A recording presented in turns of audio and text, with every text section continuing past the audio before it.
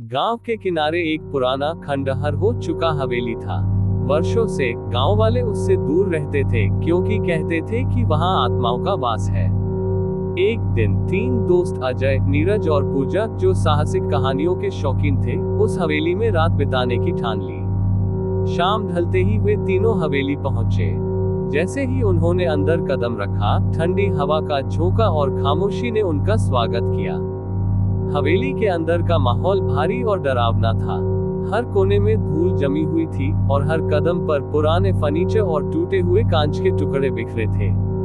उन्होंने अपने साथ लाए हुए टॉर्च जलाए और हवेली का अन्वेषण शुरू किया। पहली मंजिल पर उन्होंने एक बड़ा हॉल देखा, जहां दीवारों पर पुराने चित्र लटके हुए थे। चित्रों में परिवार के सदस्य थे, लेकिन उनके चेहरे अजीब तरह से बिगड़े हुए थे, जैसे कि कोई उनके साथ छेड़छाड़ की हो। रात गहरी होती जा रही थी और हवेली में अजीबोगरीब आवाजें आने लगी।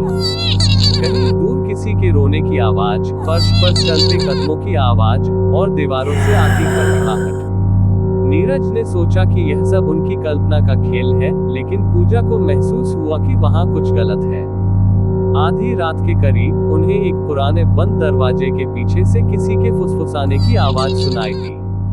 डर के बावजूद अजय ने दरवाजा खोलने का फैसला किया।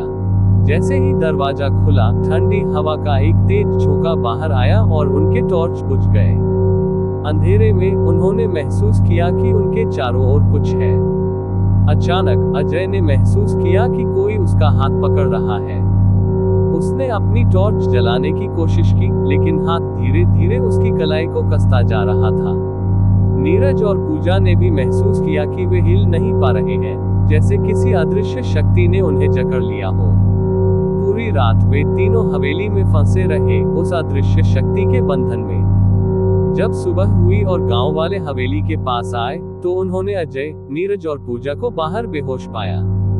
उन्हें गांव में वापस लाया गया और जब उन्होंने होश संभाला, तो उन्होंने देखा कि उनकी कलाई पर गहरे निशान थे, जैसे किसी ने उन्हें मजबूती से पकड़ा हो। वो तीनों कभी उस रात की घटना को भूल नहीं पाए। गांव वाले अब और भी ज्यादा हवेली से दूर रहने लगे।